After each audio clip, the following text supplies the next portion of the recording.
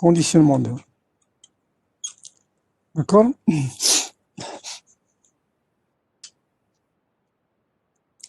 Alors, s'il vous plaît, donc le conditionnement d'air, ça consiste à quoi? S'il vous plaît, est-ce que quelqu'un peut me dire?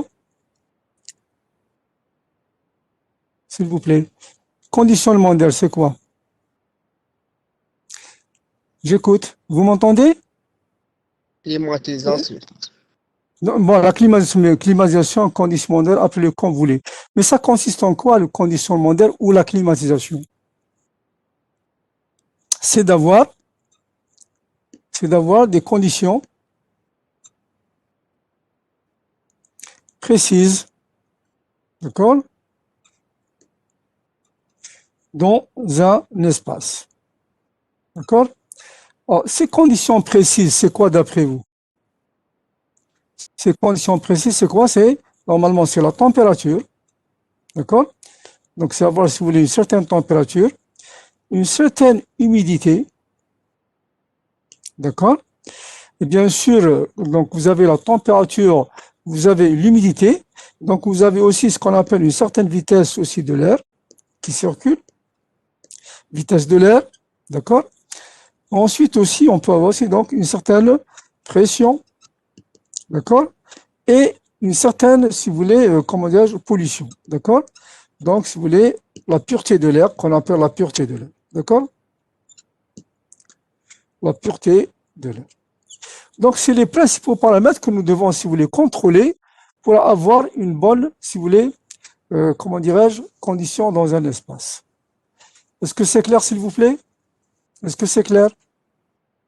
Oui? J'écoute. Très bien. Donc, vous écrivez en même temps que moi, s'il vous plaît. D'accord? Vous écrivez en même temps que moi. Donc, en fait, les principaux paramètres que nous devons contrôler dans la climatisation, donc, en fait, c'est surtout la température, l'humidité, la vitesse de l'air que nous devons souffler, la pression éventuellement, pour atteindre un certain degré de pression, et aussi, surtout cela, la pollution, donc la pureté de l'air à l'intérieur du local. D'accord? OK? Bien sûr, donc en fait, maintenant nous allons voir, si vous voulez, donc il y a ce qu'on appelle, si vous voulez, un certain confort. Donc on va parler de confort. Donc tout ça, tous les paramètres que nous venons de citer concernent le confort. Ça concerne le confort, d'accord, dans l'espace où nous sommes. Donc nous devons créer un certain confort en contrôlant la température, l'humidité, la vitesse de l'air, la pression et la pollution. C'est clair? J'efface. Très bien. Et donc, en fait, en termes, si vous voulez, de confort, il y a, si vous voulez, ce qu'on appelle aussi le diagramme psychrométrique, qu'on va voir par la suite. Diagramme psychrométrique. Alors, ce diagramme psychrométrique, ce n'est ni plus ni moins, si vous voulez, il représente un petit peu graphiquement les paramètres de l'air que nous connaissons. Donc, en fait, ce diagramme psychrométrique, vous avez ici en abscisse, c'est la température, généralement, d'accord? Vous avez ici, donc, c'est l'humidité. On va voir quel type d'humidité nous avons. Donc, vous avez l'humidité, d'accord? Et bien sûr, vous avez ce qu'on appelle l'humidité absolue. Et cette ligne-là, que vous voyez ici, c'est ce qu'on appelle la ligne de saturation. D'accord? C'est la ligne de saturation. Voilà. Et donc, c'est la ligne de saturation, vous avez la température, ce qu'on appelle la température sèche, on va la définir par la suite, d'accord? Et vous avez des lignes comme ça, d'accord? Et ça, c'est les lignes de température humide. Donc, c'est la température, donc, si vous voulez, c'est l'humidité relative, pardon. C'est l'humidité relative. C'est l'humidité relative que vous voyez ici. Bien, ensuite, vous avez aussi, disons, les lignes, ce qu'on appelle les lignes de température humide. Donc, vous allez avoir des lignes de température humide qui sont comme ça. On va voir le diagramme psychrométrique par la suite. Ça, c'est les températures. Température humide. D'accord? Et ensuite, vous avez de ce côté-là les enthalpies. Donc, on a défini l'enthalpie dans le cours de thermodynamique, d'accord? Donc, vous connaissez qu'est-ce que c'est que l'enthalpie. Donc, la coule verte ici, donc vous avez ce qu'on appelle, si vous voulez, l'enthalpie. Donc, ici, la coule verte, c'est les enthalpies, la coule des enthalpies.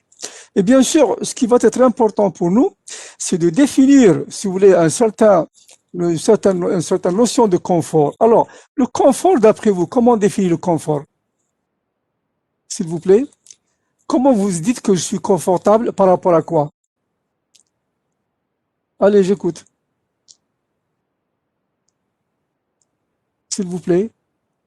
Alors, vous définissez le confort par rapport à quoi? L'humidité, cher. Vous avez la La température, température. vous avez la température et vous avez aussi l'humidité. D'accord? Donc, vous avez la plage, si vous voulez, du confort. Elle est définie en fonction, si vous voulez, de la température et aussi de l'humidité.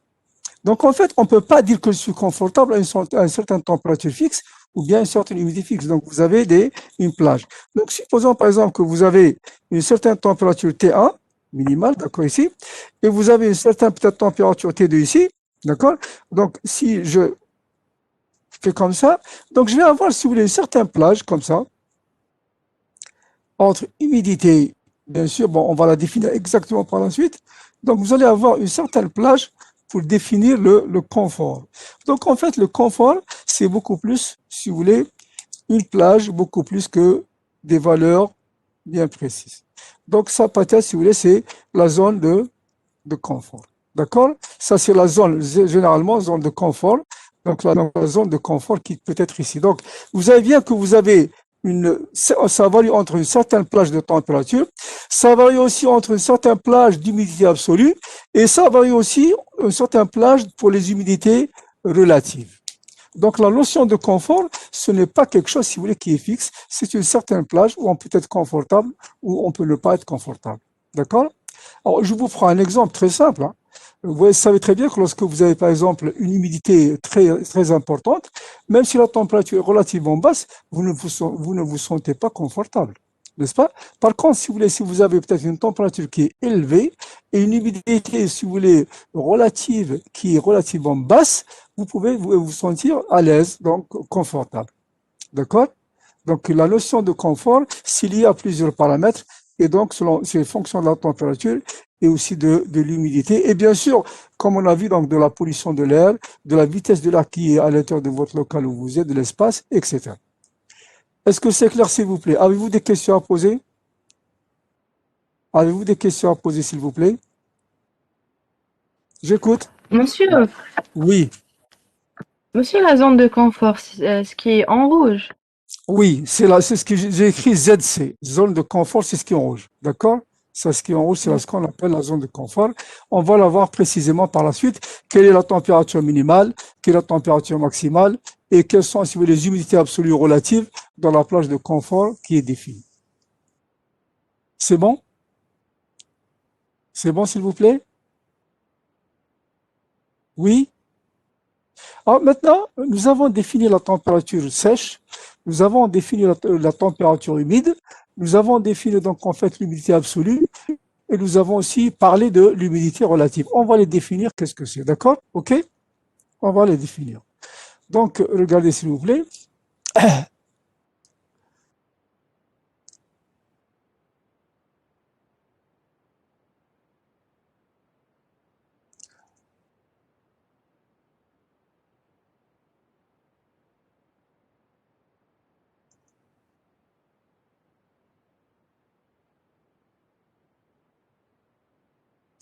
Donc maintenant, j'efface et on va définir la température sèche. D'accord? La température sèche.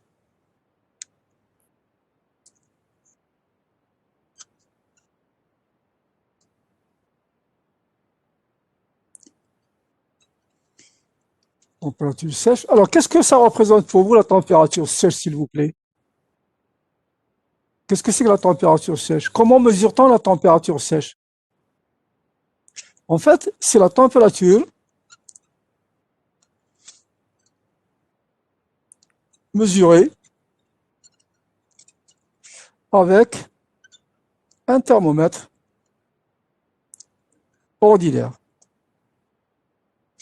Ordinaire. Donc, c'est ce que vous avez normalement. Donc, vous prenez un thermomètre classique et vous mettez le bulbe disons, en contact avec l'air ambiant que vous avez. À ce moment-là, vous mesurez la température, disons, température sèche, d'accord? Donc, c'est ce qu'on appelle TS, température sèche. Donc, elle est mesurée par un thermomètre ordinaire, d'accord? Et bien sûr, s'exprime en degrés Celsius, d'accord? Maintenant, 1,3, la température humide.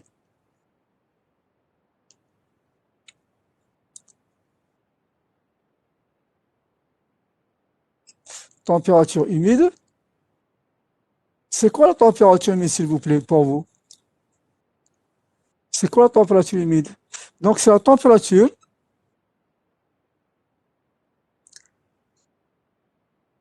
mesurée avec un thermomètre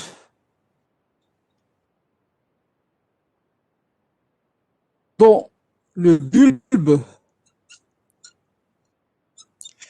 est mouillé et imbibé, d'accord? Imbibé d'eau, d'accord? En fait, qu'est-ce que vous faites? Tout simplement, si vous voulez, par exemple, mesurer la température de la température sèche, vous avez un thermomètre, vous avez le bulbe du thermomètre comme ça, donc vous avez les graduations, et vous le mettez en contact avec l'air que vous avez. Pour la température, si vous voulez, humide, c'est un peu, je dirais pas compliqué, mais en fait, qu'est-ce que vous faites? Vous prenez votre thermomètre qui est comme ça, d'accord, avec les graduations, et vous le mettez dans l'eau. Donc, vous prenez par exemple un chiffon ou bien du coton, d'accord, et vous mettez du coton tout autour, d'accord, vous l'imbibez, et c'est ce qu'on appelle, si vous voulez, un tissu mouillé ou de ce que vous voulez. Donc, un tissu mouillé, d'accord, c'est un tissu mouillé, et donc en fait, le bulbe, il est en contact avec un tissu qui est mouillé carrément. Et donc, vous mesurez ce qu'on appelle la température humide qu'on appelle TH. D'accord? La température humide qu'on appelle TH. D'accord? TH. Donc, vous avez la température sèche qu'on appelle TS et vous avez la température humide qu'on appelle TH. Est-ce que c'est clair? Oui? C'est bon? Est-ce que c'est bon? Répondez, s'il vous plaît. Oui, j'écoute. Oui, monsieur. Oui, monsieur. Très bien, Oui. très bien. Donc, sèche, humide, c'est clair. Donc, on avait défini aussi quoi? C'est quoi?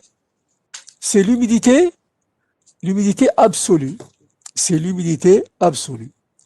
Donc, 1, 3, l'humidité absolue. Alors, l'humidité absolue, c'est la masse d'eau, c'est la quantité d'eau. أما quantité تاع الماء شاف يكون Pardon? في الهواء. Oui, effectivement. Donc, quantité تاع الماء اللي تكون في الهواء. d'accord. Alors, c'est la quantité, effectivement, quand vous dites, ça va. Donc, c'est la quantité d'eau. Alors, quand je dis quantité, en fait, c'est la masse aussi. On dit que c'est la masse d'eau, de vapeur d'eau, donc pas d'eau, mais de vapeur d'eau, contenue, d'accord, dans 1 kg d'air sec. D'accord? D'accord? Et on l'appelle HA, l'unité absolue. Et donc, l'unité, bon, c'est en kilogrammes d'eau, d'accord, par kilogramme d'air sec. D'accord? Ou bien, bon, on peut aussi, disons, comme c'est petit, donc on peut dire que c'est des grammes d'eau par kilogramme d'air sec. Voilà l'humidité absolue. C'est clair? Est-ce que c'est bon, s'il vous plaît, là? C'est bon? Donc ça, c'est l'humidité absolue. D'accord? Donc c'est la quantité d'eau, la masse d'eau ou de vapeur d'eau contenue dans 1 kg d'air sec. C'est clair? On continue.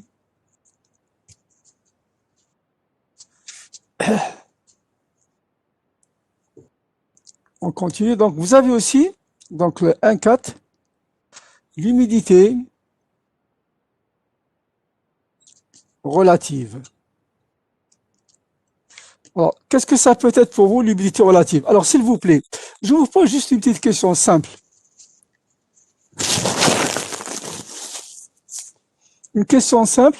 Lorsque vous entendez donc la météo à la télévision ou à la radio, qu'est-ce qu'on vous donne comme paramètre? Qu'est-ce qu'on vous annonce?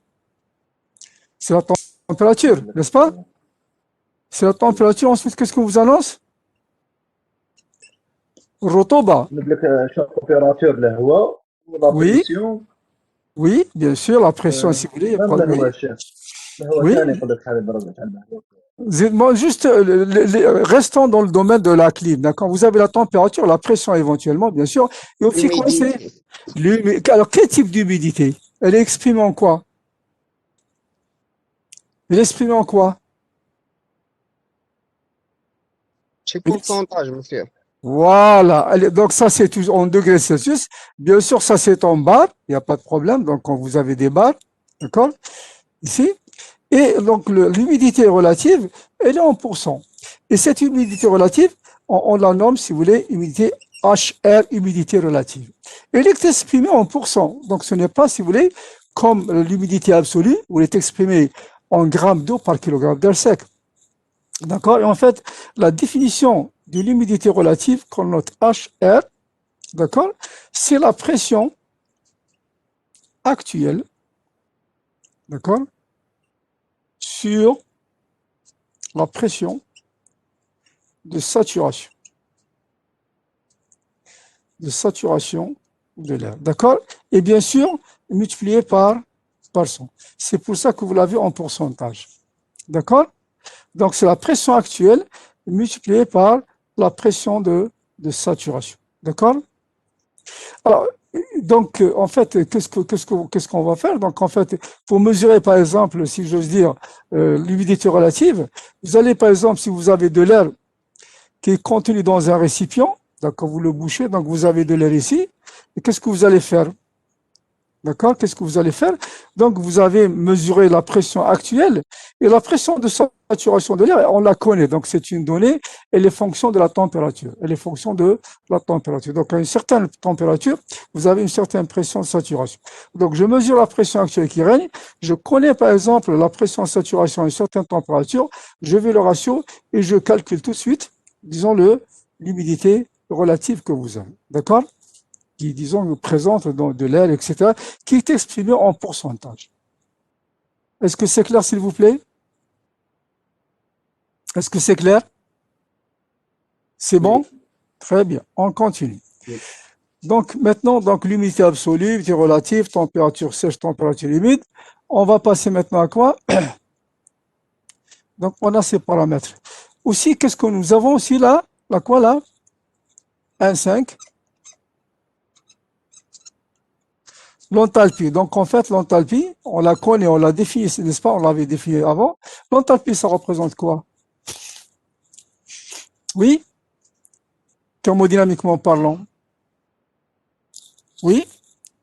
On l'avait défini l'enthalpie comme étant quoi? Petit h, bien sûr, c'est égal M CP delta T. Et donc, ça, si vous voulez, c'est le débit massique, donc d'une certaine de l'air, multiplié par le CP de l'air, bien sûr, multiplié par delta T, la différence de température. Bien sûr, généralement, quand il n'y a pas, lorsque vous avez disons, le delta T, qui peut être, donc, c'est T1 moins T2, donc ça, c'est un état 1, un état 2.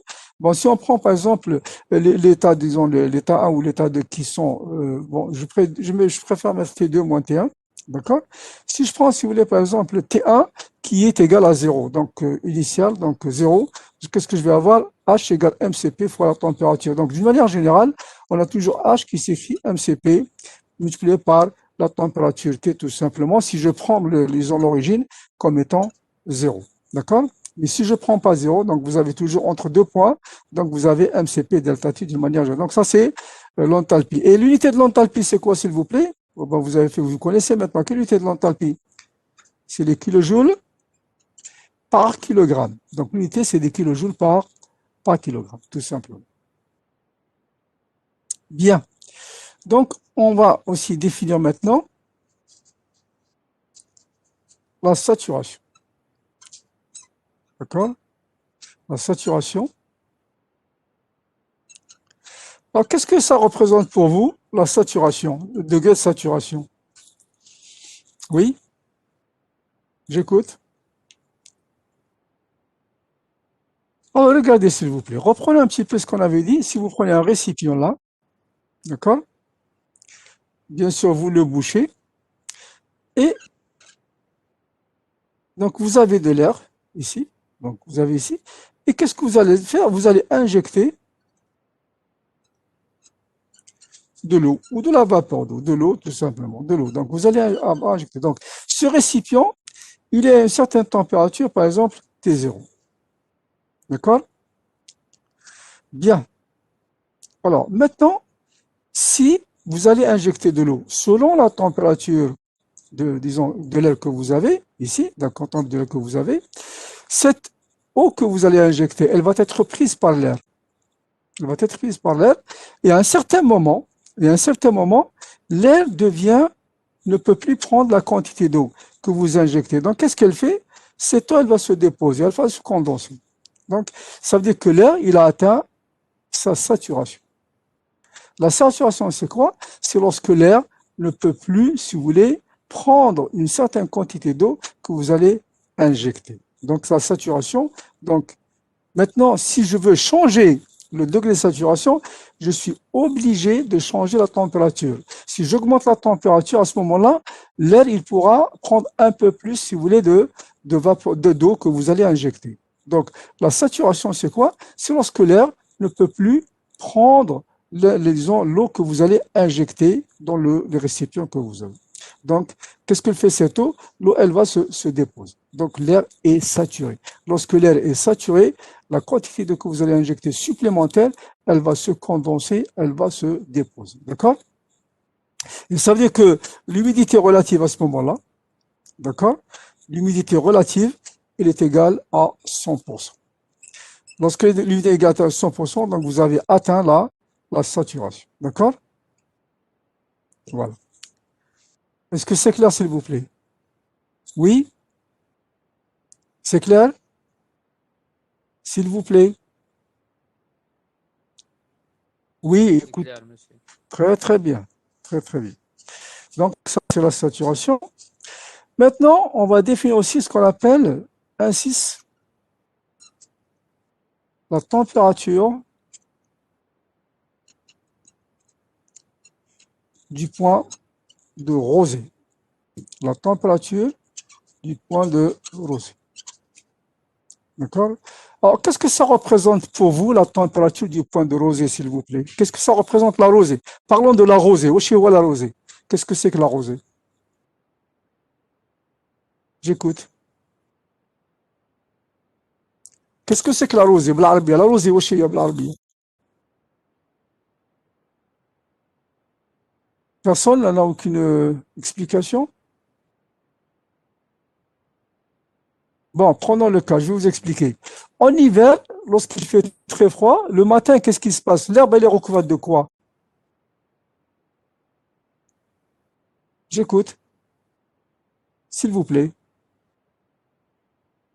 Alors, l'herbe est recouverte de quoi? الاخر Oui? نداء شيخ. Enda. Allah yarhamou. Merci beaucoup. Donc, en fait, la rosée, c'est Nda بالعربية. Je ne vais pas l'écrire بالآخر, mais la rosée, c'est Nda. Donc, en fait, la rosée, c'est quoi? La température du point de rosée, on la définit comme étant la température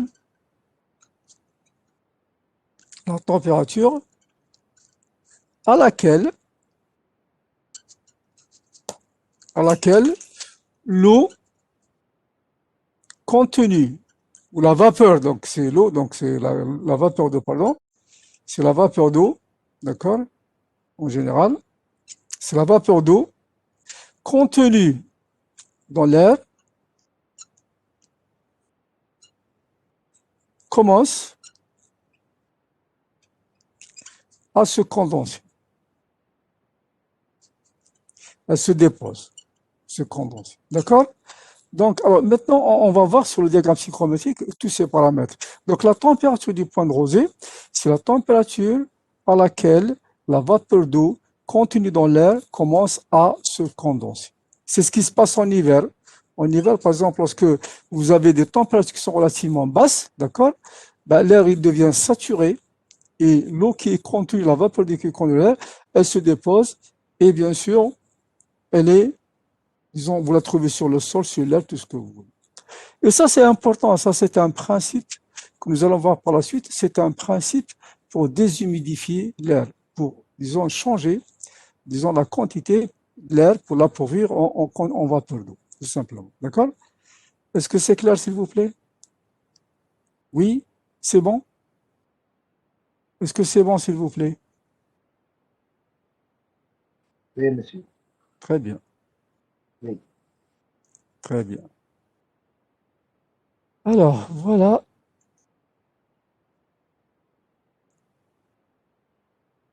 Alors, on revient un petit peu ce qu'on a dit tout à l'heure.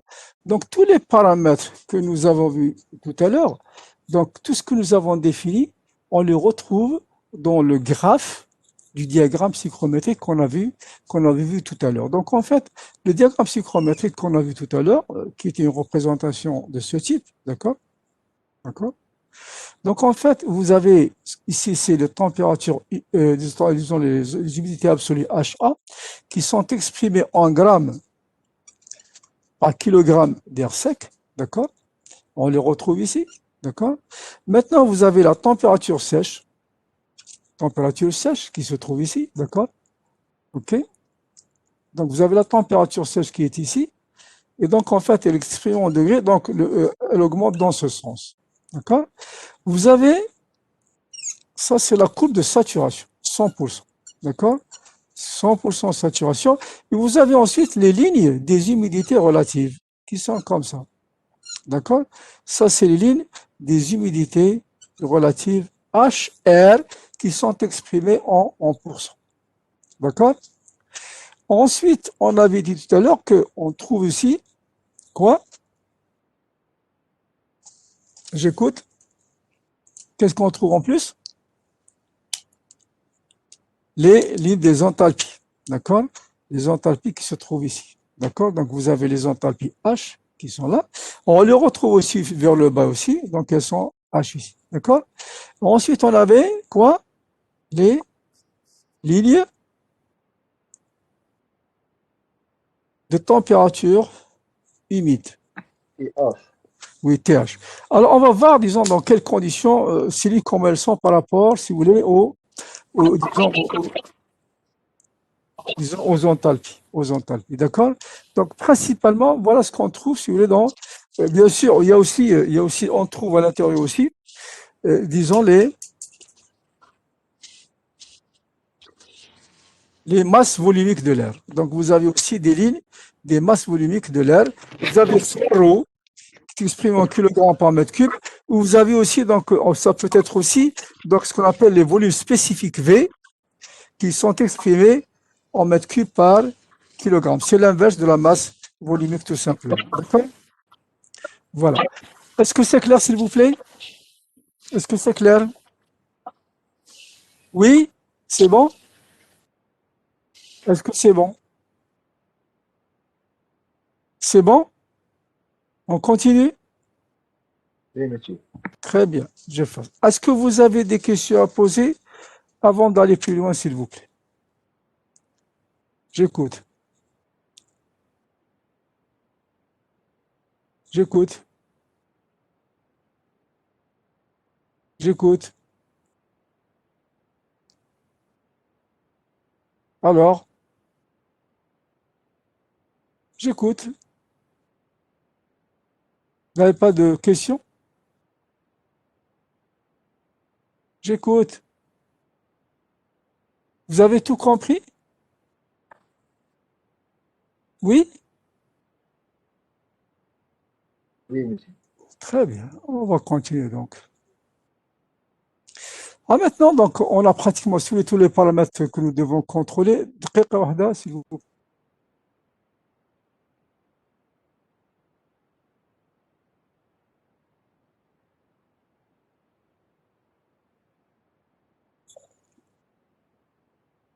Donc, on va voir maintenant, si vous voulez, les différentes, si vous voulez, comment dirais-je, changements d'état que l'air peut subir.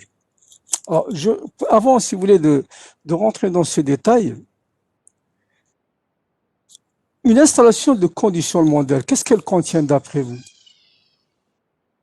Qu'est-ce qu'elle contient? Une installation de conditionnement d'air, comment on peut faire? Bon, le but, c'est quoi? Le but, c'est d'avoir un local, d'accord, que nous devons conditionner. Donc, nous devons maintenir un certain confort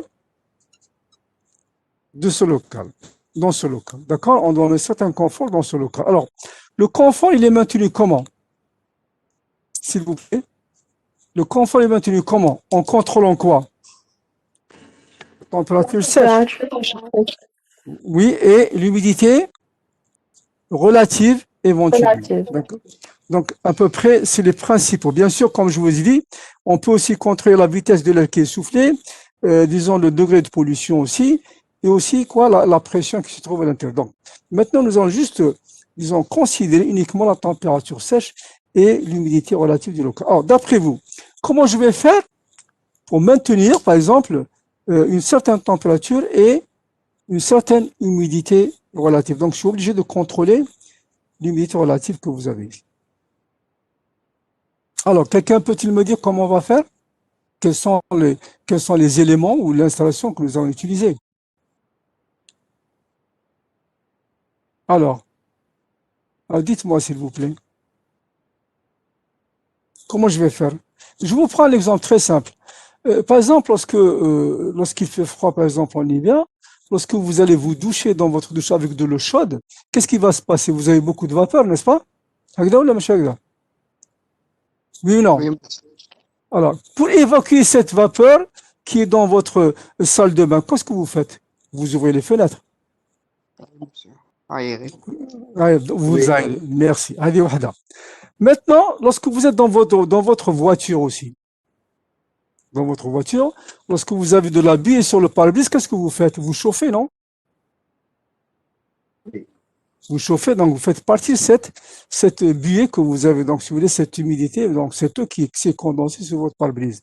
Donc vous voyez bien un petit peu, donc en contrôlant donc en fait la température, c'est clair, on va chauffer, donc l'humidité relative, aussi on va la contrôler, donc soit en enlevant une certaine quantité d'eau du local, soit en ajoutant une certaine quantité d'eau locale, on peut contrôler l'humidité relative ou l'humidité absolue, peu importe, c'est la même chose à peu près. La température sèche. Donc la température sèche, on la contrôle en été par exemple en rafraîchissant, d'accord? Et bien sûr, l'humidité relative, l'humidité absolue, en enlevant une certaine quantité, disons, de vapeur d'eau de l'air. En hiver, c'est le contraire, donc on chauffe, mais on humidifie. Donc on ajoute une certaine quantité d'eau, de vapeur d'eau dans le local. Donc ce qu'il faut retenir en fait, donc en été, on déshumidifie, d'accord, parce que l'air est saturé, il contient beaucoup, disons, de vapeur d'eau. Mais en hiver, l'air, il est sec, il est plus sec par rapport aux conditions d'été. Donc, on doit ajouter une certaine quantité d'eau ou de vapeur d'eau au local pour maintenir une certaine quantité, un certain confort. Alors, comment nous allons faire, Yani, d'une façon très, très basique? Donc, qu'est-ce qu'on fait? Alors, les unités de climatisation qui sont utilisées, c'est quoi d'après vous? J'écoute. En fait, qu'est-ce que je vais avoir? Donc, je vais avoir certainement une installation qui consiste en un certain équipement, d'accord? Donc, un équipement donc, que je vais avoir ici. Cette machine, elle contient certains éléments. Et donc, qu'est-ce que je vais avoir? Donc, on va voir les différents éléments. Donc, je prends par exemple de l'air extérieur, d'accord? Je prends de l'air extérieur. Cet air, je vais le traiter par cette installation, donc par cette machine. Et ensuite, qu'est-ce que je vais faire? Je vais le souffler au local. Donc, je vais le souffler au local comme ça. Donc, vous avez de l'air traité qui est soufflé au local. Ah, bien sûr, on revient un petit peu. Donc, je vais avoir une certaine température de soufflage que je vais ici, donc ce qu'on appelle TSS, température sèche de soufflage de l'air.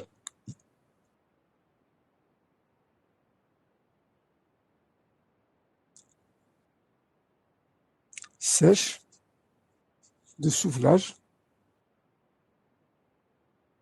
de l'air. D'accord? Et bien sûr, vous allez, par exemple, ici avoir une certaine température sèche extérieure de l'air que je vais avoir. D'accord? Maintenant, si je suis, par exemple, si vous voulez, en été. Donc, si je suis en été, qu'est-ce que je dois faire? Le local, je dois le rafraîchir. Oui ou non? S'il vous plaît. S'il vous plaît. Oui ou non? Est-ce que vous êtes d'accord avec moi? Est-ce que vous êtes avec moi ou vous êtes ailleurs? Oui, monsieur. Eh, dites-moi, répondez, d'accord? Donc, je ne parle pas tout seul comme ça, il faut me répondre, s'il vous plaît.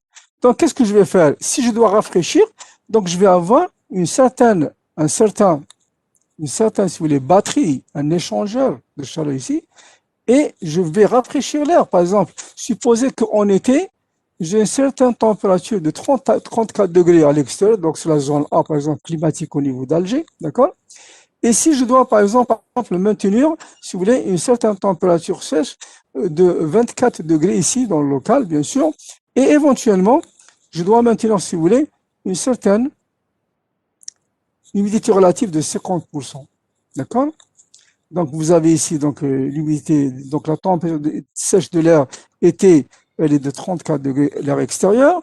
Et bien sûr, vous avez aussi une certaine humidité qui est très importante. Donc, en fait, l'humidité relative de l'air extérieur, d'accord, elle peut être très élevée. Donc, elle peut être de 70, etc., peut-être plus, etc. Ça dépend de la zone climatique où vous êtes. Donc, regardez maintenant. L'air qui était à 34 à 70 degrés, donc, d'humidité relative, je suis obligé de le ramener à 24, 50. D'accord? Et donc, qu'est-ce que je suis obligé? Je suis obligé en même temps de rafraîchir, de refroidir l'air et aussi de le déshumidifier. D'accord? Et de le déshumidifier. D'accord, s'il vous plaît? Et donc, en fait, ça, c'est le rôle de la batterie chaude. Donc, ce qu'on appelle, si vous voulez, une centrale. Ça, c'est ce qu'on appelle une centrale de traitement d'air. D'accord? Une centrale de traitement d'air. Donc, on appelle communément tout ça, donc, ça appelle une CTR, d'accord? On l'appelle une CTR, d'accord? Il peut y avoir plusieurs, disons, types d'équipements. Vous allez avoir une CTA. Vous pouvez avoir, par exemple, un module de traitement d'air. Vous pouvez avoir des petites machines, etc. Donc, voyez un petit peu, donc, comment on fait pour contrôler les conditions précises d'un local pour les avoir bien, donc, pour avoir un certain confort que nous avons. Donc, on fait passer l'air à travers une machine qui va nous traiter l'air, d'accord, et qui va, si vous voulez, souffler dans le local. Bien sûr, ça, c'est pour maintenir une température sèche connue et une température humide, disons, ici, qui est connue. Alors, s'il vous plaît, je pose la question suivante. Tout ce que vous voyez sur ce schéma ici, il est fonction de quoi? Bien sûr, ici, il faut avoir un ventilateur, d'accord? Il faut avoir un ventilateur, disons, qui va pousser l'air, etc. Alors, s'il vous plaît, tout ce que nous avons ici pour le contrôle de TSE-HR, et bien sûr en fonction des conditions extérieures, il est fonction de quoi? Il est fonction de quoi, s'il vous plaît? J'écoute. Il est fonction de quoi? Il est fonction du bilan thermique. Tout ça est fonction du bilan thermique. Alors, qu'est-ce que vous entendez par le bilan thermique, s'il vous plaît? Qu'est-ce que vous comprenez par le bilan thermique? J'écoute.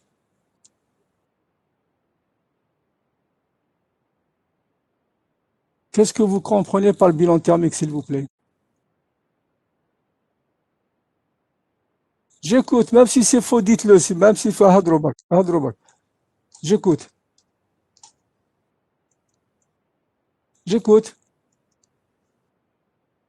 Qu'est-ce que vous entendez? Qu'est-ce que c'est que le bilan thermique, s'il vous plaît? Bacha, qu'est-ce que c'est que le bilan thermique?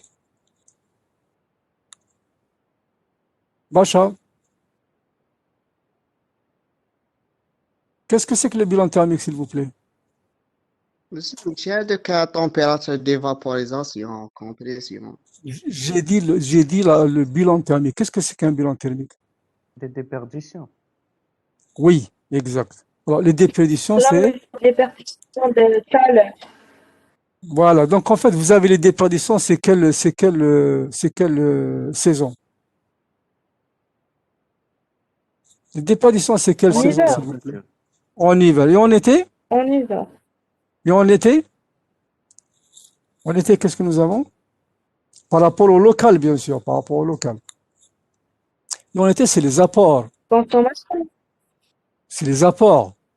Vous savez, les apports en été, et vous avez des perditions liées. Parce que en hiver, la température, donc la chaleur, elle passe du local vers l'extérieur.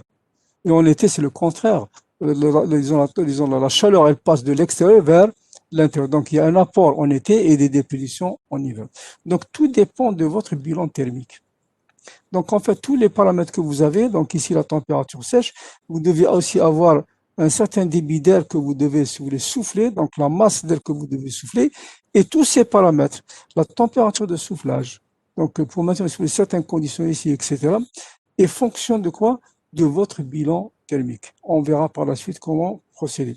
Je pense que pour disons la mise au point ou le calcul du bilan thermique, vous savez le faire. Donc au moins vous l'avez fait avec, disons dans le cours de règle disons transfert thermique. Donc vous savez comment faire un bilan thermique. D'accord? Vous avez le DTR C32 pour l'hiver et vous avez le DTR C34 pour l'été. C'est ça, non? Oui ou non? S'il vous plaît. Est-ce que c'est clair? Oui. Alors, maintenant, regardez. Donc, Oui, tout ça, monsieur. voilà, tout ça. En fait, regardez, ça, j'ai pris, par exemple, disons, un équipement qui ne fait que refroidir l'air. Mais en fait, en principe, c'est un processus qui est complet. Parce que vous avez l'été et vous avez l'hiver. Donc, la machine doit fonctionner en été comme elle doit fonctionner aussi en hiver. Donc, c'est une machine que vous installez, d'accord? Elle contient plusieurs éléments que nous allons voir tout de suite. Et en fait, c'est en fonction, si vous voulez, de la saison que vous allez faire fonctionner certains types d'éléments que vous avez. D'accord? Alors, ce que j'ai ici, donc, en fait, cet élément pour refroidir, ce qu'on appelle une batterie froide, tout simplement. Donc, elle est alimentée. Donc, ça, disons, refroidir l'air et aussi déshumidifier l'air en été. Est-ce que vous avez des questions à poser, s'il vous plaît? J'écoute. J'écoute. S'il vous plaît. S'il vous plaît. Vous n'avez pas de questions à poser? Oui?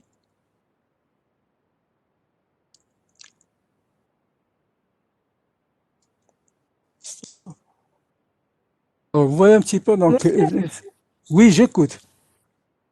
monsieur, la CTA, elle a un seul rôle, c'est bien refroidi l'air, La- c'est tout, monsieur. non, la CTA, elle a plusieurs rôles. La CTA a pour rôle de refroidir, de chauffer, de déshumidifier, d'humidifier. Donc, elle a pratiquement quatre principaux rôles. D'accord? Elle traite, bien sûr, aussi le rôle aussi de D'accord. filtrer. Elle a aussi le rôle de filtrer. D'accord? On les verra par la suite. On les verra par la suite, s'il vous plaît. D'accord? Alors, regardez un petit peu, si vous voyez ce schéma que j'ai ici, s'il vous plaît. Vous voyez le schéma? Oui? Est-ce que vous voyez ce schéma-là? Ça, c'est un diagramme psychrométrique. Donc, si vous voulez, donc ça, c'est le diagramme psychrométrique que vous avez ici. Et par exemple, si vous avez un état A, donc vous avez l'air, state point, donc vous avez un point d'état de l'air. Et vous pouvez, si vous connaissez par exemple dry bulb, donc c'est la température sèche, d'accord, qui est là. Température sèche se trouve ici, d'accord. Maintenant, vous avez, donc ça, c'est la courbe d'humidité relative que vous avez ici.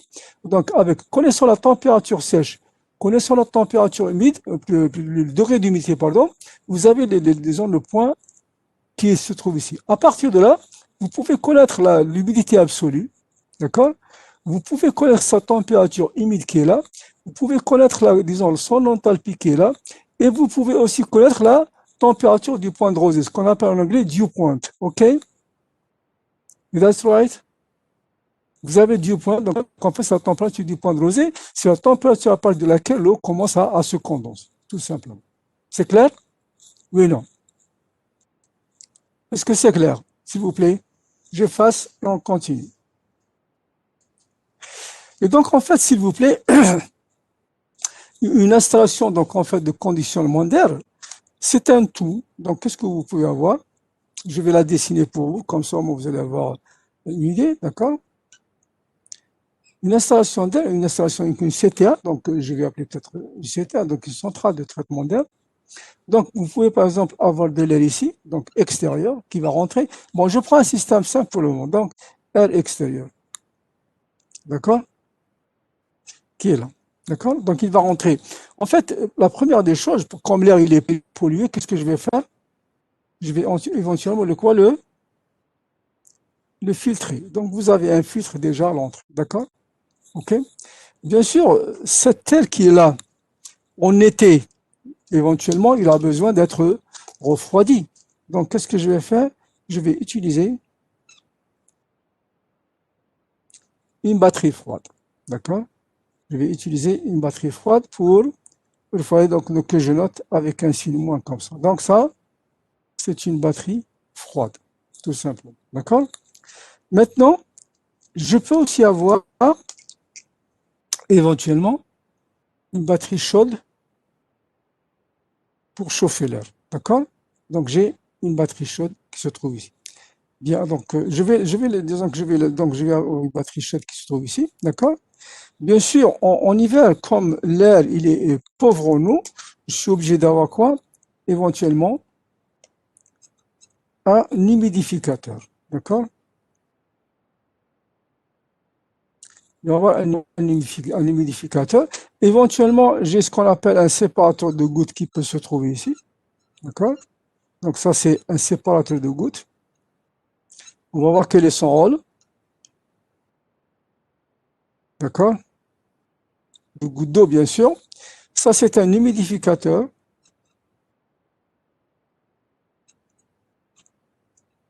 D'accord? Ça, c'est une batterie froide.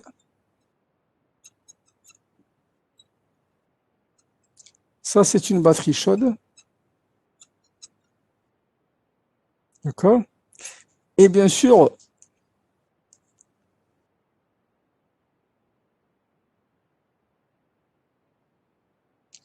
je vais aussi avoir une autre batterie chaude ici. On va voir pourquoi. D'accord? Donc, une autre batterie chaude qui s'y trouve. Et vous avez éventuellement un ventilateur, bien sûr, pour l'air. Donc, vous avez un ventilateur qui se trouve ici. Donc, ça, c'est une autre batterie chaude.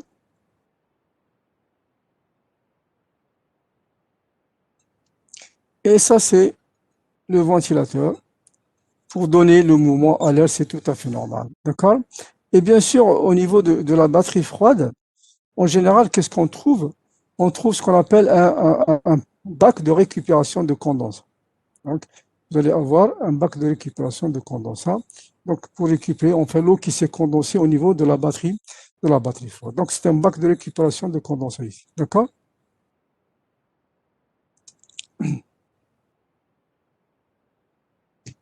Ce qu'on appelle un bac de récupération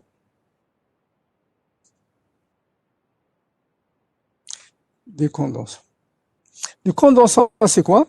C'est de l'eau. C'est de l'eau qui s'est condensée tout simplement au niveau de la batterie froide. Voilà un petit peu, donc, en fait, tous les éléments que nous allons voir. Bien sûr, le séparateur de gouttes, il est tout de suite après l'humidificateur, parce que lorsque vous allez injecter de l'eau, lorsque vous voulez humidifier, donc il y a des gouttelettes qui vont peut-être passer à travers. Alors, ce séparateur, il va retenir les gouttes d'eau pour ne pas qu'elles s'en vont. On les récupère au niveau de votre humidificateur. Voilà un petit peu, donc, en fait, les principaux éléments, bien sûr, que l'on peut trouver dans une CTR, donc une centrale de traitement d'air. C'est clair? Est-ce que vous avez des questions, s'il vous plaît? Est-ce que vous avez des questions? J'écoute. Est-ce que vous avez des questions, s'il vous plaît? Vous êtes avec moi ou là vous êtes ailleurs? أنا معك شيخ. Alors, Écoute, répondez-moi. monsieur. Très bien, très très bien. Alors maintenant, est-ce que vous avez des questions à poser sur ce que nous avons eu jusqu'à maintenant? Profitez-en. On continue donc. Donc regardez tous les éléments que nous avons ici, chacun a son rôle. Le filtre, c'est pour filtrer, donc pour enlever les impuretés, c'est tout à fait normal. La batterie froide que nous avons, c'est pour rafraîchir et déshumidifier. La batterie chaude, bien sûr, c'est pour chauffer. Vous allez voir pourquoi, si vous voulez, on a disons deux batteries chaudes, parce que vous savez très bien que lorsque vous rafraîchissez, la température avant d'être soufflée dans le local, elle va être relativement basse. Donc, on a besoin de réchauffer l'air avant qu'il ne soit soufflé vers le local. Donc, c'est ce que vous avez l'air traité ici, d'accord? Vous avez l'air traité qui sort de ce côté, d'accord? Donc, il faut, disons, disons, le chauffer un petit peu, d'accord? Et bien sûr, le rôle de ces deux batteries, c'est surtout en hiver. Donc, en fait, en hiver, l'air, il est pauvre, il est très froid, donc il est pratiquement saturé. Nous avons besoin de le chauffer avant de l'humidifier, d'accord? Et ensuite, on a besoin, si vous voulez, de quoi? Quand on l'humidifie, la température baisse, on a besoin de le réchauffer avant de le souffler dans le local.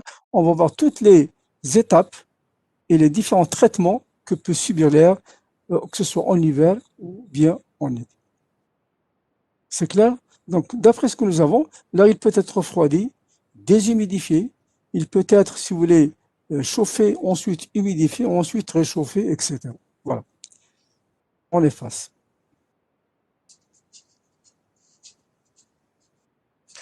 Alors, s'il vous plaît, maintenant, regardez ce que j'ai ici.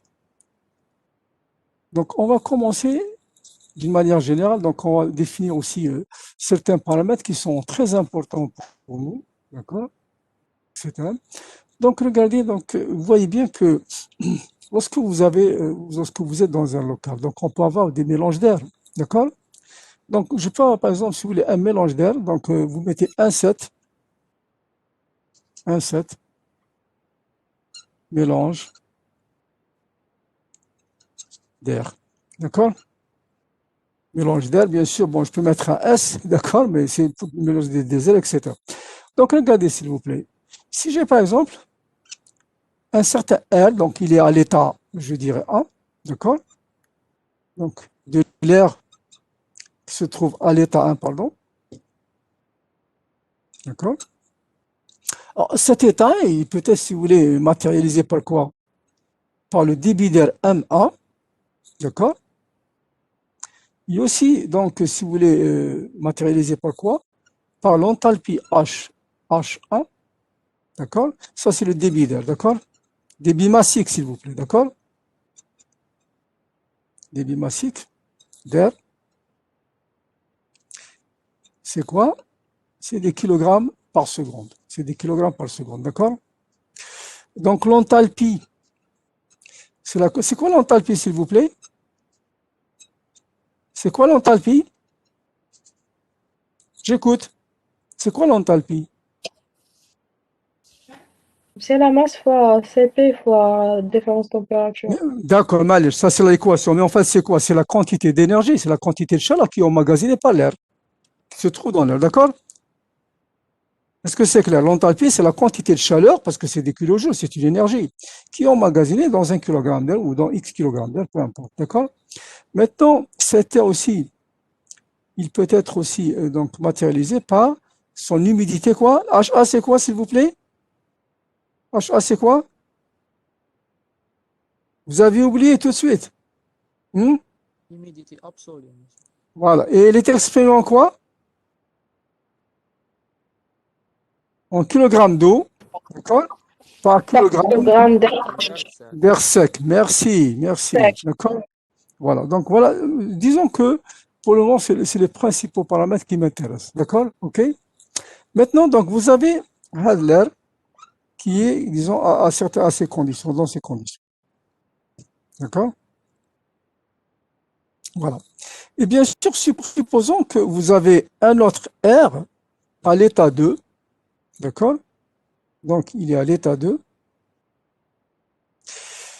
Bien sûr, il est toujours matérialisé par donc, le débit d'air. Je mets A, donc, donc on va mettre, si vous voulez, MA2, MAR2, d'accord? Vous avez H2, c'est l'enthalpie de l'air, et vous avez H, et bien sûr, je mets A, et ici, vous avez HA2, d'accord?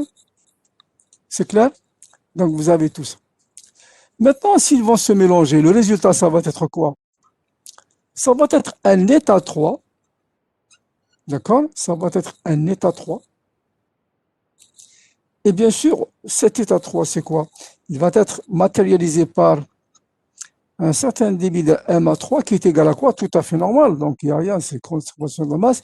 Donc, vous avez MA2 plus MA1. C'est la masse, parce que vous avez une certaine masse, une deuxième masse, les masses vont s'ajouter. Donc, le MA3 à l'état 3, donc vous avez, donc ça c'est l'état 3 que vous avez, etc. Maintenant, il va y avoir une certaine humidité absolue à l'état 3 de l'air. D'accord? Et bien sûr, je vais avoir une certaine enthalpie à l'état 3 de l'air que je vais avoir. Nous sommes d'accord, s'il vous plaît? Est-ce que c'est clair, s'il vous plaît? Alors, le but, c'est quoi? Je connais les conditions de l'état 2, je connais les conditions de l'état 1, je dois calculer les conditions du mélange de l'état 3. Est-ce que c'est clair, s'il vous plaît? Est-ce que c'est clair? Très bien. Monsieur. Très bien. Alors, comment ça va se présenter ça sur le diagramme psychrométrique? Alors, regardez qu'est-ce que je vais avoir.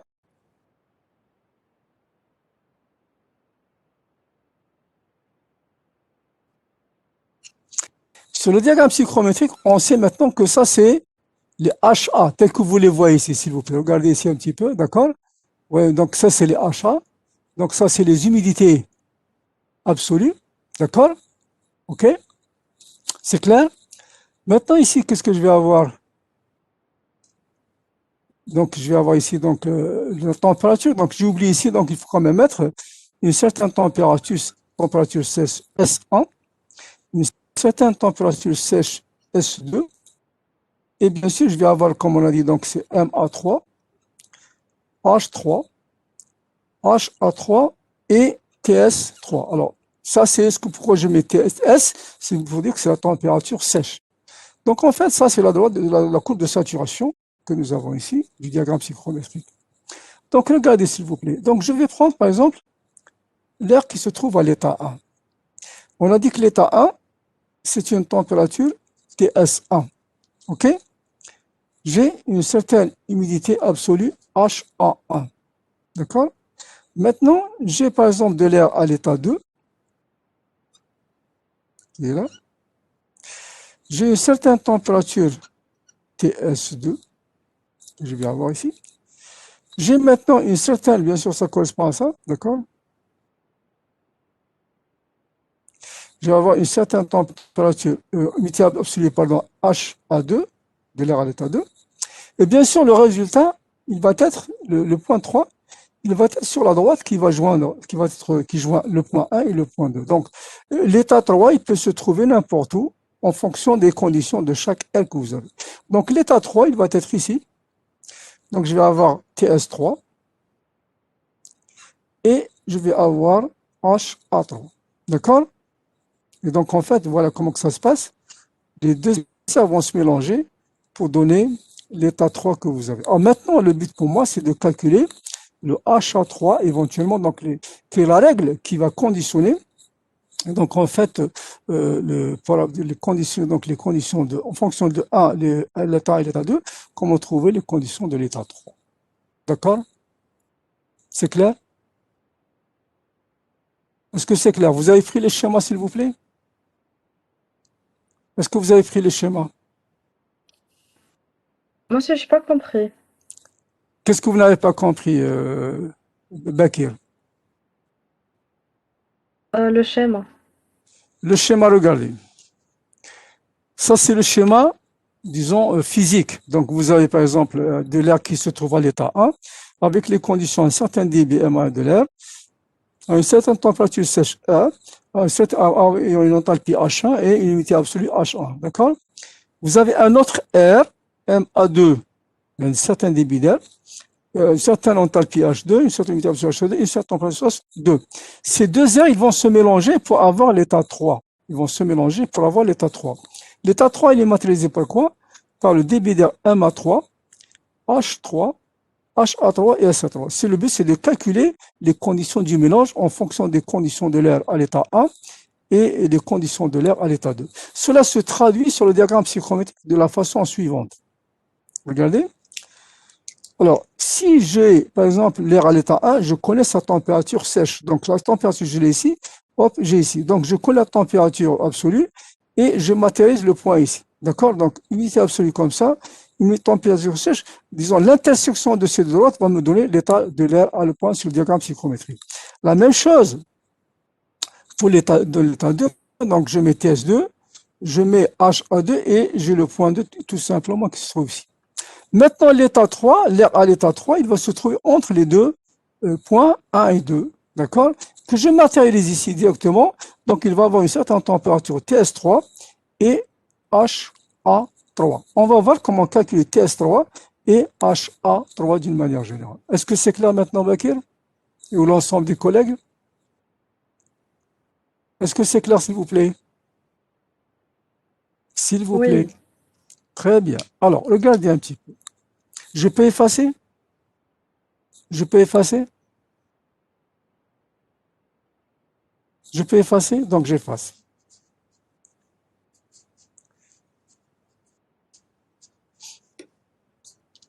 Alors, regardez, s'il vous plaît. Donc, comment je vais faire? Donc, c'est un calcul simple. Donc, premièrement, je vais considérer des équations. Donc, la première équation, c'est la conservation de masse. D'accord? Conservation de masse. Qu'est-ce que je vais avoir? Tout simplement que le dBm3, c'est tout simplement quoi? C'est MA2, MA plus MA2. Oui ou non? Est-ce que vous êtes d'accord? Est-ce que vous êtes d'accord, s'il vous plaît? J'écoute. Est-ce que vous êtes d'accord? Est-ce que vous êtes avec moi ou moi? Oui, monsieur. Très bien. Maintenant, ça, c'est la première équation. Donc, en fait, la deuxième équation, c'est quoi? C'est la conservation d'énergie. Alors, qu'est-ce qu'il dit la conservation d'énergie, s'il vous plaît? C'est quoi? J'écoute. J'écoute. J'écoute. C'est quoi? C'est HA3, H1. Bien sûr, pas tout à fait comme ça. Donc, il faudrait que multiplier par quoi d'après vous? Qu'est-ce qu'il faut que je fasse? J'écoute. Qu'est-ce que dit la conservation d'énergie? J'écoute. Alors? J'écoute. Plus H2 égale quoi? Égale HA3. D'accord? Mais en fait, en termes clairs, donc ce que je vais avoir normalement, c'est j'écoute. C'est quoi?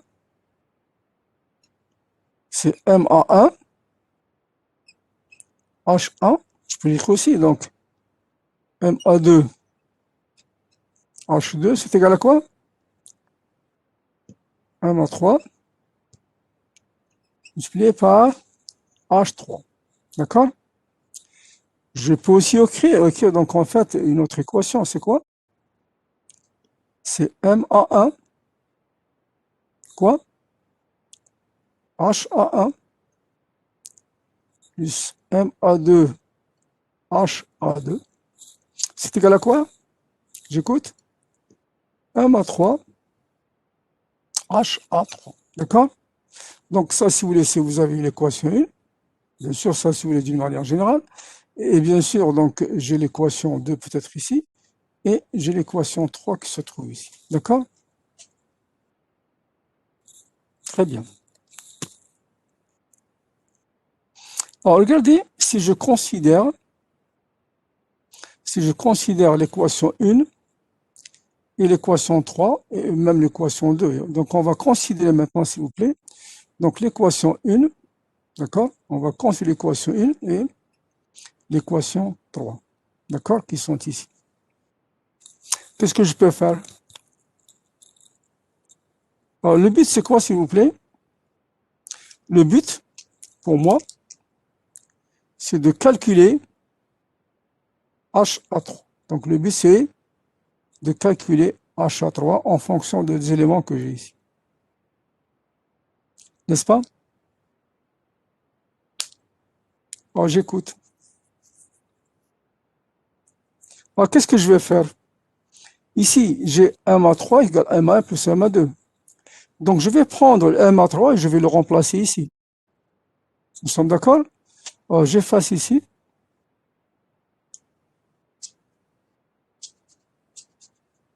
Donc, regardez, s'il vous plaît. Donc, je vais avoir, on remplace donc M à 3 dans, bien sûr, de l'équation 1, dans l'équation 3. Donc, qu'est-ce que je vais avoir? M à 1 plus H à 1 plus M à 2 fois H à 2, c'est égal à quoi? M à 2 plus, pardon, c'est M à 1 plus M à 2 fois H à 3. C'est comme ça, non? Oui, non. C'est ça? C'est ça, oui, non? Bon, on va développer. Donc, qu'est-ce que je vais avoir?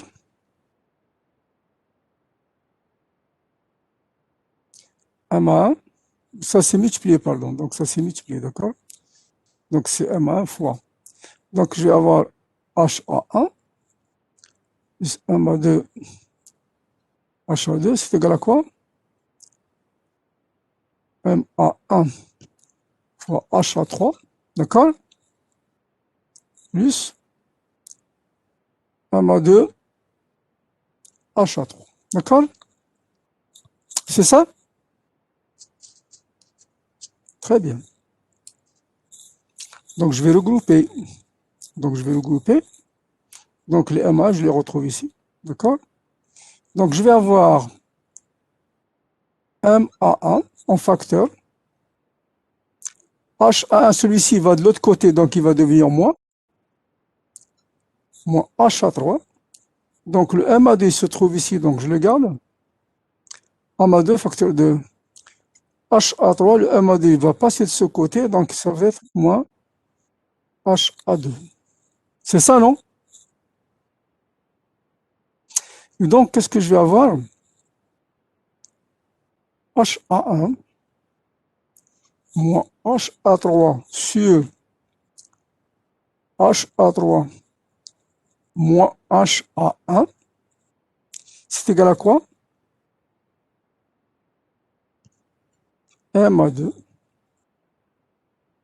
sur M à 1. Voilà. Donc, regardez un petit peu, je suis arrivé à l'équation que je voulais. Donc, en fait, vous avez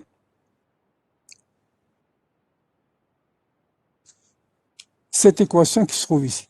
S'il vous plaît, ça c'est matérialisé par le schéma que vous voyez ici. Regardez, s'il vous plaît. Est-ce que vous voyez ce qui est ici sur le PDF? Est-ce que vous le voyez, s'il vous plaît? Oui, monsieur. Très bien, donc vous le voyez. Donc en fait, ce que vous avez ici, c'est tout simplement le G1, c'est H à 1 ici. Donc vous avez le H1 qui est ici, moins le G, quoi? G à 2, donc le H à 3, donc le H à 3 qui est ici, c'est égal à, donc vous avez quoi? H à 3 moins H à 2. Vous avez, c'est l'inverse des masses, des débits d'air, tout simplement.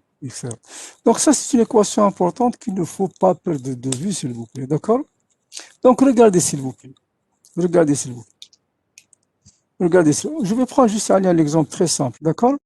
Supposons, lorsque vous avez donc les mélanges d'air, ils sont comme ça. Donc vous avez les mélanges d'air. Donc vous avez l'air 1 qui arrive de ce côté. Donc ça, c'est l'état 1. Ça, c'est l'état 2. Il ressort à l'état 3. Toutes les conditions de l'état 1, l'état 2, vous les connaissez. Donc je veux calculer l'état 3. Donc tout ça, je le connais en principe. Tout ça, je le connais. D'accord? Et donc en fait, si je connais les masses, je peux connaître le ratio. D'accord?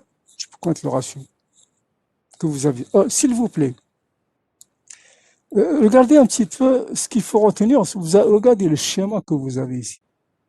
D'accord? Vous regardez le schéma que vous avez ici. Donc, en fait, si vous regardez cette équation, lorsque vous avez HA1 moins HA3, ça représente quel débit? Ça représente le débit M2, MA2. D'accord? Ça représente le débit MA2, donc c'est l'air à l'état 2. Lorsque vous regardez ici, donc vous avez HA3 moins HA2, il représente le débit d'air 1, donc le débit l'air à l'état 2. Donc, ce qu'on appelle, si vous voulez, c'est l'inverse. Donc, en fait, ce segment-là, il représente quoi? Il représente quoi? L'air à l'état A. Et ce segment-là, il représente l'air à l'état. À quel état, s'il vous plaît? J'écoute. À l'état 2, tout simplement. D'accord? Il représente l'air à l'état 2. Ces choses-là, il faut bien les retenir, s'il vous plaît, parce que c'est très important pour nous lorsque nous allons faire, disons, les calculs en climatisation en conditions mondiales. Est-ce que c'est clair, s'il vous plaît? Est-ce que c'est clair? Bien sûr, c'est la même chose. Donc, en fait, ça, c'est en fonction de quoi? Donc, en fait, je connais le ratio en fonction de quoi? Des humidités absolues. Je peux avoir la même chose pour les enthalpies. Je peux avoir la même chose pour les enthalpies. D'accord? Je peux écrire la même chose pour les enthalpies. Et je peux dire que l'enthalpie, donc, en fait, c'est H1 moins H3 sur H3 moins H1. C'est toujours égal à MA2 sur MA. D'accord? هذيك اللي تحتها اش 3 مو اش 2 ماشي اش 1 هذا Pardon? اللي تحت Ah, bien sûr, pardon, oui, oui, bien sûr, c'est H2, merci. Merci, c'est HA2, d'accord, merci, d'accord? Donc c'est HA2. Et donc, vous voyez bien, donc je peux aussi pour les enthalpies, c'est la même chose. Donc vous avez HD ici, d'accord? Donc l'enthalpie à l'état 2. C'est clair? Est-ce que c'est clair? Je peux aussi, même pour les températures, on peut approximer dans certaines conditions. Je peux dire aussi que c'est toujours égal tout ça, d'accord? À TS1, d'accord? Moins TS3 sur TS3 moins TS2. Ça, c'est ainsi un peu égal, donc on verra pourquoi. Il y a une petite différence pour les températures. Est-ce que c'est clair? Ces trois relations, il ne faut pas les perdre de vue, s'il vous plaît, d'accord? Ça va nous aider beaucoup par la suite dans les calculs. C'est clair? Est-ce que vous avez des questions à poser, s'il vous plaît? Est-ce que vous avez des questions à poser?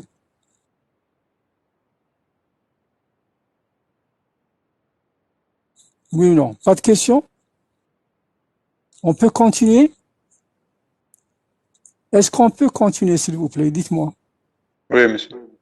Très bien. Très, très bien. Alors, s'il vous plaît, on l'a vu tout à l'heure, donc en fait, en fonction de ce que nous avons dit, d'accord?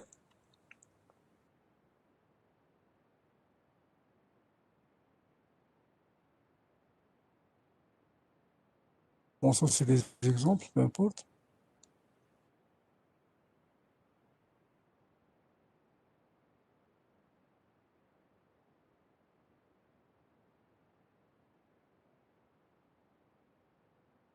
Donc, regardez maintenant, vous avez le titre ici. What does that mean? Sensible heating and cooling. On a fait l'anglais technique, n'est-ce pas? C'était le but. D'accord? Donc, vous mettez maintenant, s'il vous plaît, 2. Donc, plutôt 1,8. D'accord? Chauffage simple. Sensible heating, c'est chauffage simple. D'accord? Chauffage simple. Bien sûr, et donc chauffage simple et refroidissement.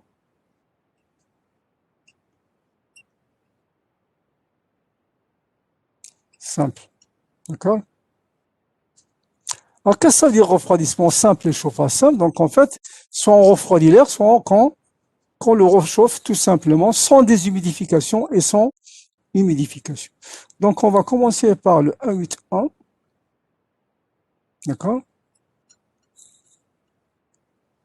Le chauffage simple. D'accord? Chauffage simple. Pourquoi sensible? Parce qu'il n'y a que disons, comment dirais-je, un apport de chaleur sensible. Donc, c'est la température sèche qui va augmenter tout simplement. D'accord? OK? C'est clair? Regardez maintenant, si vous voulez, donc on fait ça sur l'humidification, donc celui-là. Alors, s'il vous plaît, regardez un petit peu le chauffage simple que nous avons ici. Vous voyez ce schéma-là? D'accord? Vous avez ce schéma-là, donc vous le voyez. En fait, le chauffage simple, ça consiste en quoi? C'est de chauffer l'air. Donc, en fait, regardez, je vais prendre une CTA, donc une installation, si vous voulez, d'une manière générale. Et qu'est-ce que, donc, vous avez de l'air qui circule, donc il est à l'état A, d'accord, qui se trouve ici. Donc, vous avez de l'air à l'état A, et vous allez avoir de l'air qui va sortir, et il est à l'état B, d'accord, tout simplement. Donc, vous avez de l'air. Et bien sûr, pour chauffer l'air, donc c'est un chauffage simple, je suis obligé d'utiliser quoi? Je suis obligé d'utiliser une batterie chaude. Donc, ça, c'est une batterie chaude que j'ai ici, d'accord? Je mets un plus pour la matérialiser. Donc, voilà, j'ai une batterie chaude. En fait, cette batterie chaude, c'est quoi? Ce n'est ni plus ni moins qu'un échangeur de chaleur. C'est un échangeur de chaleur qui est alimenté en eau chaude, tout simplement. Donc, en fait, qu'est-ce que vous allez avoir? Je vais alimenter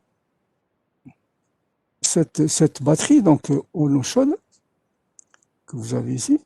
Donc, cette eau, elle va rentrer de ce côté, et bien sûr, elle va ressortir de ce côté. Donc, ça, c'est entrée de l'eau chaude, et ça, c'est la sortie de l'eau chaude. D'accord?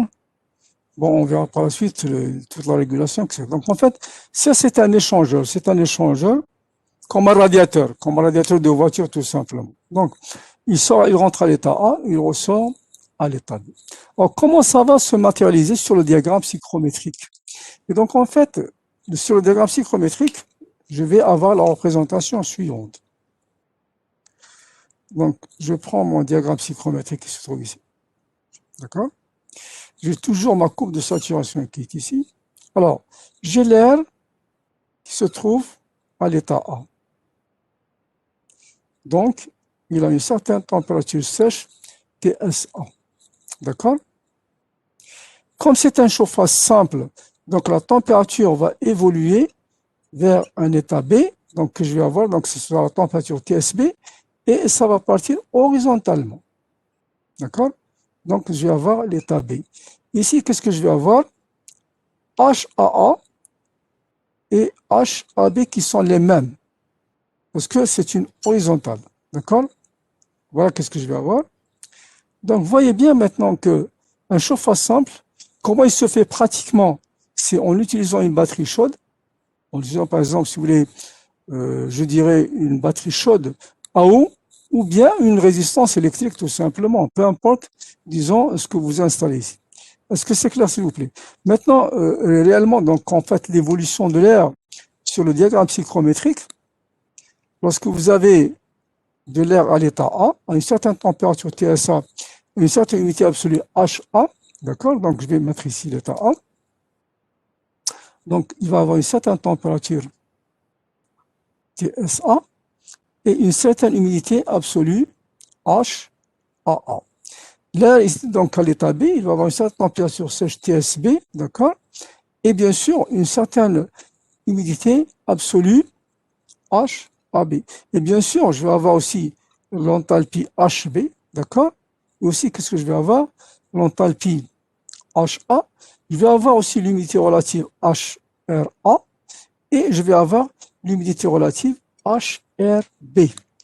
Donc ça, c'est matrice. Donc en fait, lorsque vous faites un chauffage simple, HAA est égal à HAB. Mais les températures sèches sont différentes. Les températures sont différentes parce que tout simplement, vous avez TSB qui est supérieur à TSA. C'est la première des choses. Maintenant, si je regarde la ligne des enthalpies, je trace une droite comme ça. Ici, je vais avoir HA. Bon, vous ne voyez peut-être pas clairement. D'accord? Donc, si je trace sur une droite qui est comme ça en bleu, d'accord? Je vais avoir HA Et je trace une droite comme ça, je vais avoir HB, d'accord? Et je vais tracer comme ça, donc je vais avoir. Donc en fait, regardez comment ça se traduit. Lorsque vous faites un chauffage simple, l'humidité absolue ne change pas. Vous avez par exemple ici l'humidité relative HRA et vous avez éventuellement donc ici l'humidité relative HRB. Donc tout ça, ça change. Donc dans un chauffage simple, l'humidité absolue ne change pas, mais l'enthalpie, l'humidité relative et la température sèche, elles changent. Est-ce que c'est clair? Est-ce que c'est clair, s'il vous plaît? Est-ce que c'est clair, s'il vous plaît? Est-ce que c'est clair, s'il vous plaît? J'écoute. En fait, qu'est-ce que je vais avoir? Donc maintenant, lorsque vous chauffez de l'air, l'air, il va prendre, il va, disons, acquérir une certaine quantité de chaleur. Vous le chauffez, tout à fait normal. Et j'appelle donc en fait la chaleur qui est reçue par l'air, je l'appelle tout simplement sensible, parce que c'est un chauffage simple, et donc ce qu'on appelle sensible heating. Donc vous avez QS qui est égal à quoi? Au débit d'air, donc je vais avoir ici, d'accord, MA qui va traverser. Donc débit d'air MA, CP de l'air, c'est la chaleur massique de l'air, d'accord, multiplié par quoi? TSB moins TSA, bien sûr, et ça c'est l'unité, c'est des kilowatts. D'accord? Donc voilà un petit peu donc la quantité de chaleur qu'a reçu l'air lorsqu'on le chauffe simplement. Donc c'est MACP, TSB, moins TSA, donc température finale moins température initiale. D'accord? Et bien sûr, on peut l'écrire aussi d'une autre manière. Donc on peut l'écrire aussi, c'est quoi? C'est M, oui, delta H. D'accord? C'est M delta H.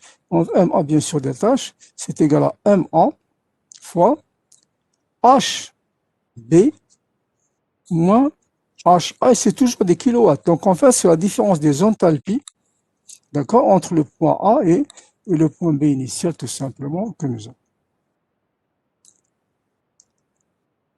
C'est clair pour l'ensemble, s'il vous plaît? Est-ce que c'est clair?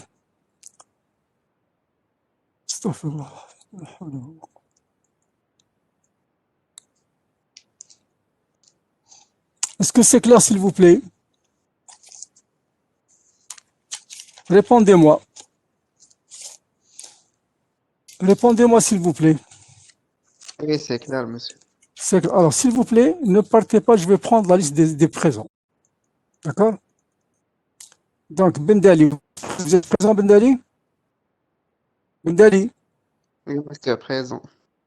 Bacha, Wargli, c'est ça? Wargli, Bakir,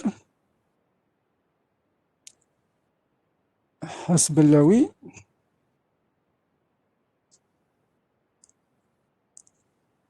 alors Chergui,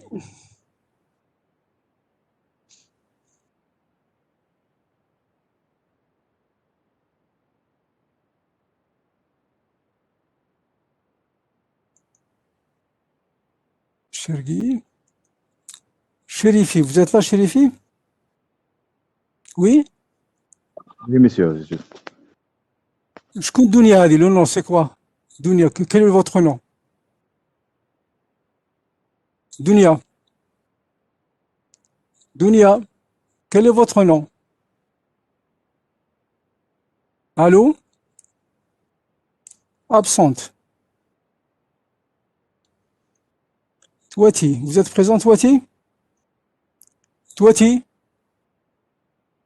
Touati? Touati? Absent. Mohamed El Hajj. Mohamed El Hajj. Mohamed El Hajj. Absent.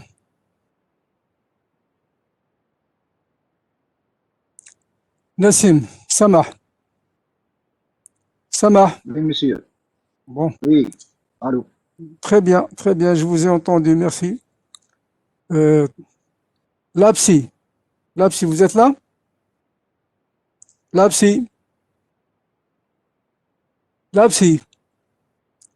Absent.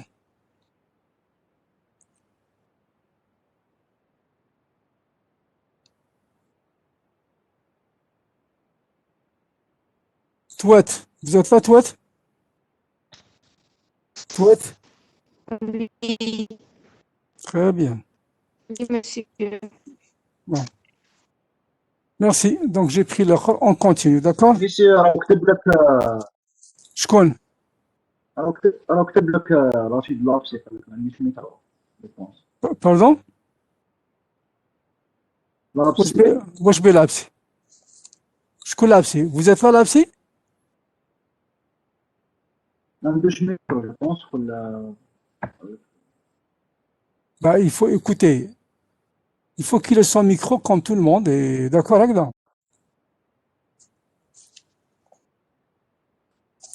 On continue, s'il vous plaît. Alors, voyez un petit peu. Donc, 1, 2, 3, 4, 5, 6. Alors, sur 60, j'en ai 13. Que les gens ne viennent pas pleurnicher par la suite. D'accord? Là-dedans. Vous êtes d'accord avec moi, les jeunes? Est-ce que vous êtes d'accord avec moi? Un cours aussi important que, un cours aussi important que ça, on bat les gens disent, voilà monsieur, voilà. Donc il n'y a pas d'excuse par la suite pour les absents. On continue s'il vous plaît. Est-ce que vous avez des questions à poser sur ce que nous avons vu ici? Oui? Pas de questions? C'est clair? Est-ce que c'est clair pour vous s'il vous plaît? Profitez-en. Si vous n'avez pas compris, s'il vous plaît, c'est le moment de poser des questions. Ne dites pas j'ai compris si vous n'avez pas compris. C'est clair, monsieur. Très bien, c'est ce que je voulais. Donc maintenant, on va passer au refroidissement simple. D'accord?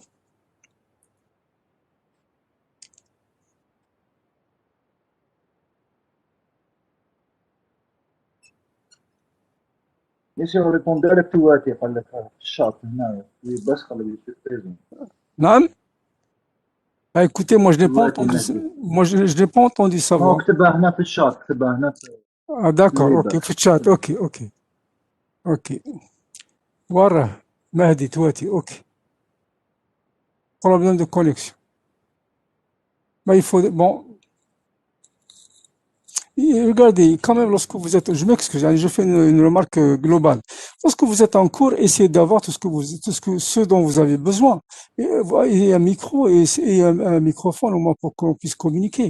Vous n'êtes pas uniquement là pour écouter, n'est-ce pas? D'accord, bon, je vois Ousmoulapsi et je vois Touati, donc il n'y a pas de problème. Ok, c'est bon.